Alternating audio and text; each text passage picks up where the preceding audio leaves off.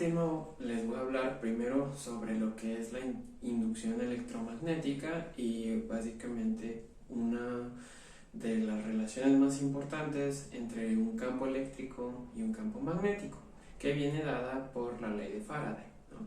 Entonces, primero, pues vamos a hablar sobre pues, precisamente esta relación, ¿no?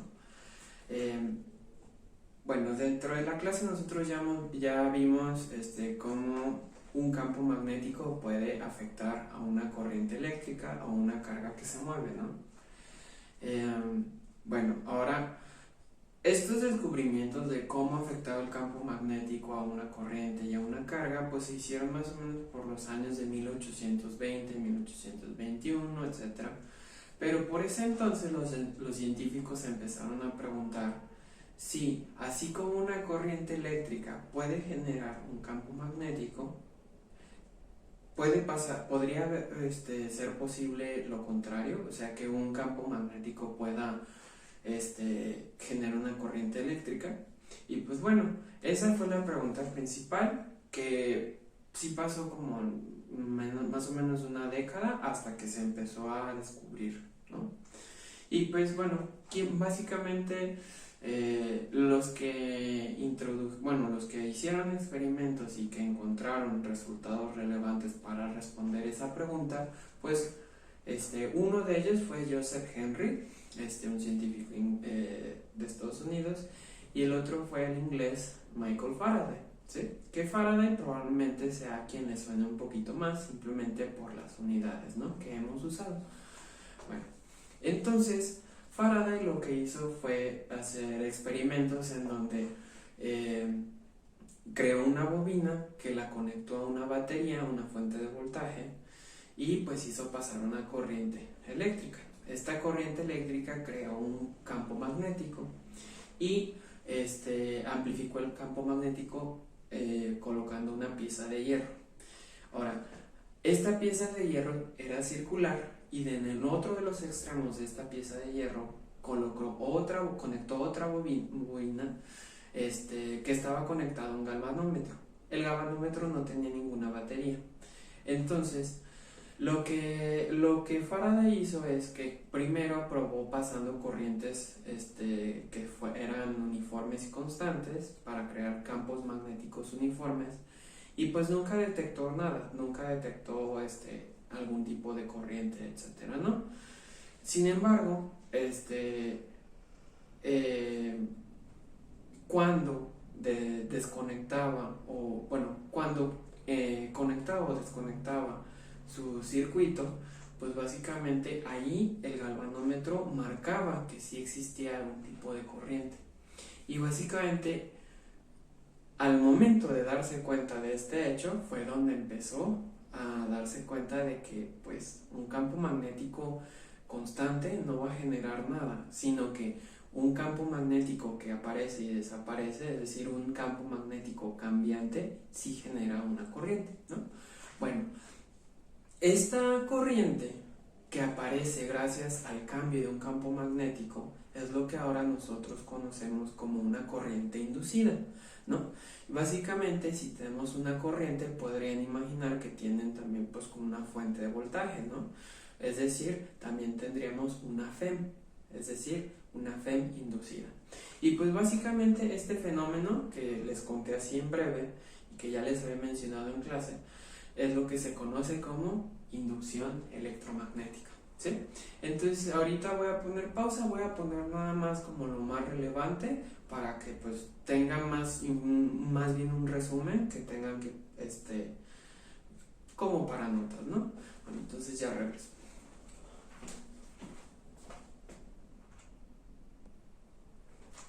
Bien, entonces pues aquí está básicamente resumido lo que les estaba diciendo. Lo más importante se resume en esta parte de acá, ¿sí? Para que puedas inducir una corriente eléctrica, pues necesitas tener un campo magnético variable, ¿sí? Uno que aparezca, desaparezca, ¿no? Y pues hay muchas maneras de hacer un campo magnético variable, que luego les vamos a ver, ¿no? De hecho lo vamos a ver más bien en ejercicios, ¿no? Para ir aprendiendo sobre la marcha. Bueno, lo que sí es necesario es meternos ahora en un concepto muy importante que tiene que ver precisamente con lo del campo magnético, ¿no? Y lo siguiente, este concepto del que les hablo es el flujo del campo magnético, ¿sí? Flujo de...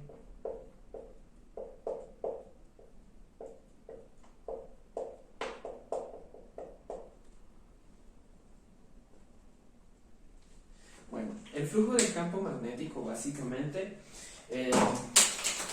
es pues un concepto que nos ayuda como para poder imaginar cómo es que varía el campo magnético, ¿no? Para poder también visualizarlo, porque pues básicamente nosotros no podemos ver ni siquiera el campo eléctrico ni tampoco el campo magnético, solo vemos pues los efectos, ¿no? De las fuerzas, ¿no? Bien, entonces, para entender lo del flujo del campo magnético, pues no sé si recuerdan, bueno, si tienen que recordar. Vamos otra vez a recurrir a lo que son lo de las líneas de campo, ¿no? Así como nosotros representábamos líneas de campo eléctrico mediante líneas paralelas uniformemente espaciadas, pues así también podemos representar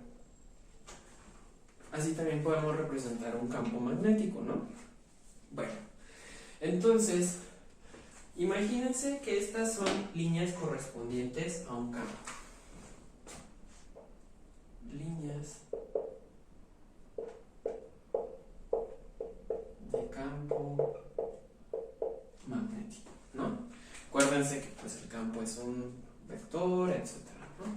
Entonces vamos a poner aquí una flechita. Bueno, entonces para saber esto nos va a ayudar para entender qué es lo del flujo magnético, ¿no? Ahora, siempre que ustedes normalmente quieren saber cómo fluyen las cosas, necesitan tener como un indicador, ¿no? Un área o una marca para saber qué tantas líneas están pasando por dicha área, ¿no? En este caso, pues imagínense que nosotros tenemos, no sé, tenemos también alguna bobina, alguna espira. Ahora, bueno, esto es nada más para que entiendan, pero imagínense que puede ser como una bobina mucho más, con lazos hilados mucho más cercanos. De manera que, pues, imagínense que nada más tengo como una espira con una forma de círculo, ¿no? Como si fuera solamente una, pero en realidad, pues, son muchas, ¿no? Entonces, la idea del flujo magnético va a ser básicamente qué tanto de estas líneas de campo magnético pueden pasar a través del área total de esta área. ¿Qué tantas líneas pasan por el área que correspondería a la forma del área transversal que haga la espira, ¿no? Por ejemplo, yo puedo tener también una espira circular como esta, una espira en forma de rectángulo, una espira en forma de pues sí, más bien un lazo, mejor dicho, un lazo en forma de rectángulo, un lazo en forma de cuadrado, un lazo circular, etc. Y para yo entender lo del flujo magnético, pues sería ver de esta área de aquí, esta área que está en rojo, qué tantas líneas de aquí están atravesando, ¿sí? Bueno, eso es básicamente como la idea del flujo. Una analogía que ya les había platicado en la clase es básicamente, imagínense que tienen, por ejemplo, una tubería, ¿no? Y ustedes pues cortan la tubería de manera transversal como para poder poner una especie de rejilla. Y lo que ustedes quieren saber pues es qué tanta agua pasa por toda esta rejilla, ¿no? Qué tanta agua va a cruzar pues una rejilla que tenga esta área de aquí, ¿no? Entonces, lo del flujo magnético, lo único que nos falta considerar es que no siempre vamos a poder poner nuestro lazo o nuestra rejilla de manera perpendicular a las líneas del campo, ¿sí? muchas veces esta rejilla va a estar inclinada o puede que esté completamente paralela, ¿sí? Entonces, en este caso, nosotros tenemos que incluir pues una dirección, la dirección de las líneas del campo. ¿Y cómo incluimos las direcciones de los vectores? Pues mediante un ángulo, ¿no? Entonces, ahorita regreso, voy a hacerles el dibujito para que entiendan un poquito mejor lo del flujo del campo magnético y ya continuamos, ¿sale? Bien, entonces quiero que chequen este dibujo para terminar de explicarles lo que les estaba mencionando sobre lo del flujo. Les decía que no siempre vamos a poder colocar nuestra rejilla de manera perpendicular a las líneas del campo, ¿no? Muchas veces vamos a tener las líneas del campo que tienen cierta inclinación, o bueno, ya sea que no podamos colocar perfectamente la rejilla, el lazo, o que vayamos a tener un poquito chueco, etcétera, ¿no? Bueno, entonces en ese caso, el flujo básicamente lo vamos a poder calcular mediante este ángulo de aquí. Nos va a servir para poder darle la dirección a las líneas del campo y para saber qué tanta cantidad de este flujo va a ser el que está pasando por nuestra rejilla, ¿no? Por nuestro lazo conductor, perdón. Aquí pues es donde tendríamos nuestro lazo en donde vamos a inducir una corriente eléctrica, ¿no? Entonces, el flujo magnético básicamente se define de la siguiente manera. O sea, cuantitativamente, el flujo magnético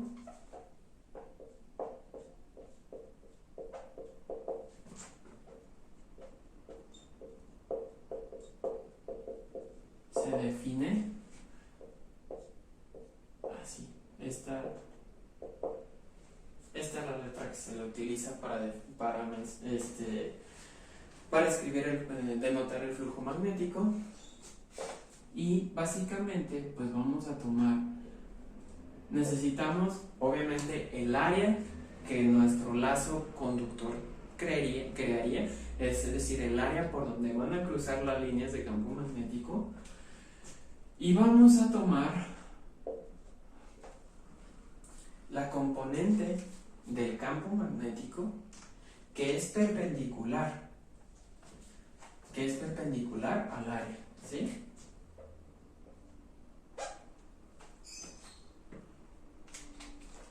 Si esto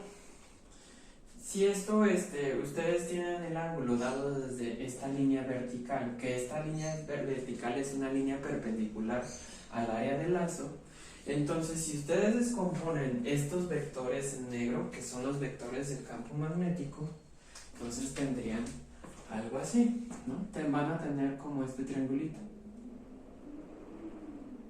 donde aquí es el ángulo θ, la hipotenusa pues es la magnitud del campo.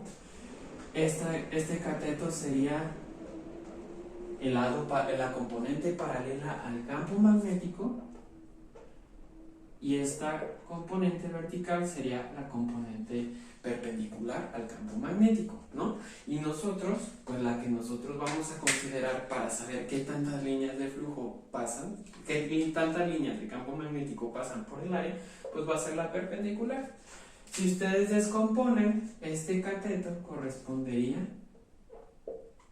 el cateto opuesto, este cateto perpendicular correspondería al campo por el coseno del ángulo, ¿sí? Entonces, si ustedes sustituyen esta componente en esta parte, les va a quedar que el flujo de campo magnético se calcula así. ¿De acuerdo? Entonces, pues aquí es muy importante que entiendan pues la nomenclatura, ¿no? Aquí entonces el área va a ser el área, es un área imaginaria obviamente, pero es el área que formaría el lazo conductor, ¿no? Área del lazo conductor. B pues no necesitaría mencionarse, ustedes saben que B pues es básicamente la magnitud del campo magnético, ¿sí?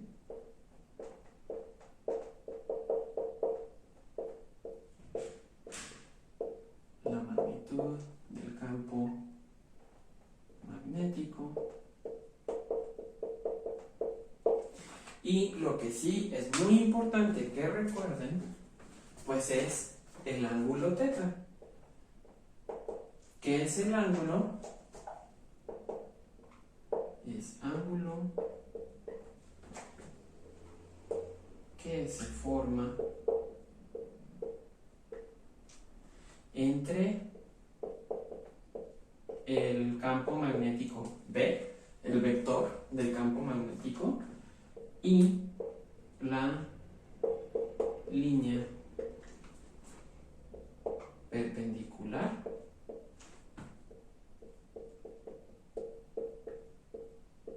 al área del lazo. ¿Sí? Entonces no olviden mucho esto de aquí, ¿sí? Porque esto básicamente es lo que nos va a decir la componente que nosotros tenemos que tomar en cuenta para calcular el flujo, ¿sí? Entonces, pues aquí lo más importante, el concepto estrella de aquí, que es lo que nos va a decir que cuantitativamente cómo varía el campo magnético, es mediante esto de acá. El flujo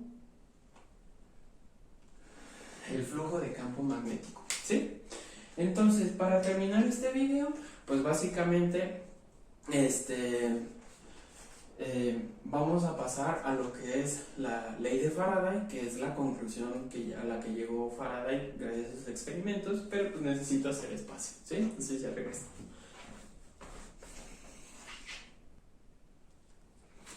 Bueno, antes de avanzar a lo de la ley de Faraday, olvidé mencionarles las unidades del flujo magnético, ¿sí?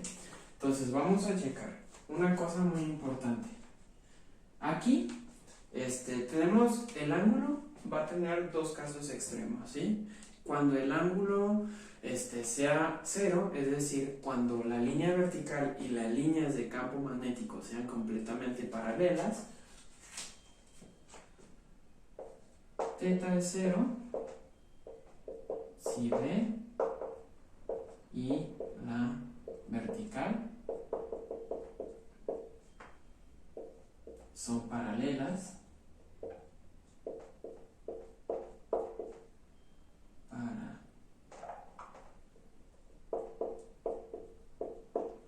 y pues va a ser teta de 90 grados en ocasiones en donde las líneas del campo magnético pues sean perpendiculares a la línea vertical, ¿no?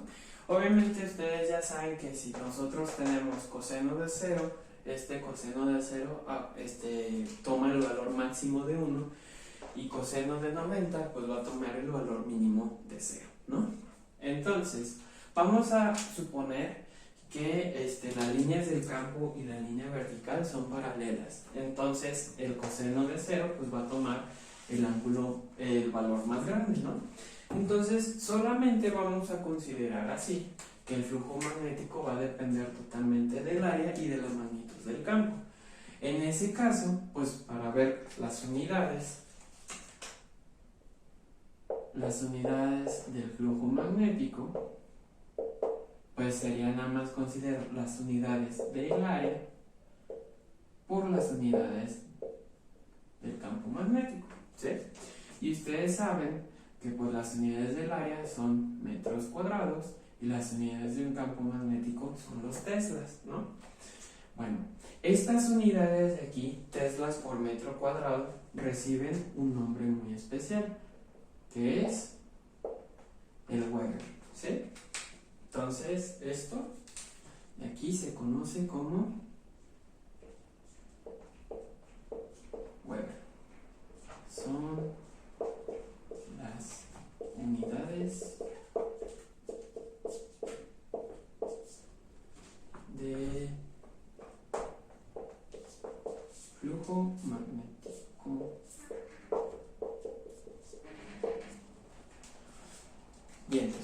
Y ahora que ya tenemos lo del flujo magnético, ahora sí vamos a pasar a lo que es la ley de Faraday, que básicamente cuando les estaba mencionando lo de la inducción electromagnética, básicamente la ley de Faraday es simplemente poner esa conclusión a la que llegó en términos del flujo magnético. Y como les había dicho, bueno, acá voy a poner ley de Faraday. La conclusión importante era que puedes inducir una fuente de voltaje, puedes inducir una corriente eléctrica, que pues lo vamos a anotar como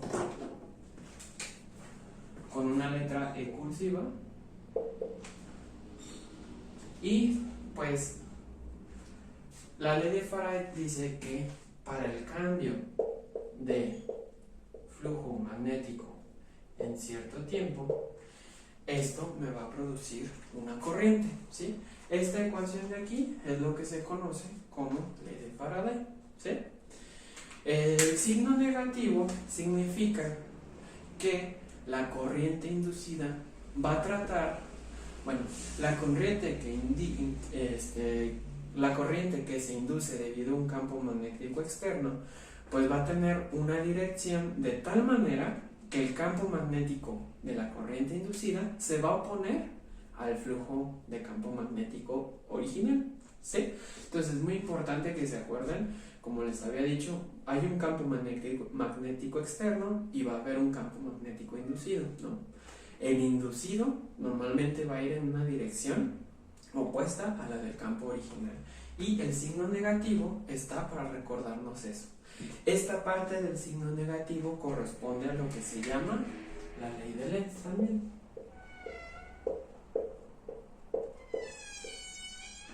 ¿Sí? Básicamente, la ley de Faraday va normalmente, pues el nombre es básicamente ley de Faraday-Lenz, ¿no? Porque básicamente lo que hace la ley de Lenz es para acordarte de en qué dirección van a ir los campos y la corriente inducida, ¿sí? Pero bueno, hasta aquí me parece que le voy a dejar el video. Vamos a hacer ahora ejercicios correspondientes a este tema, y en caso de que sean ejercicios donde necesiten más cosas nuevas, pues vamos a ir aprendiendo sobre la marcha, ¿sí? Entonces, hasta luego.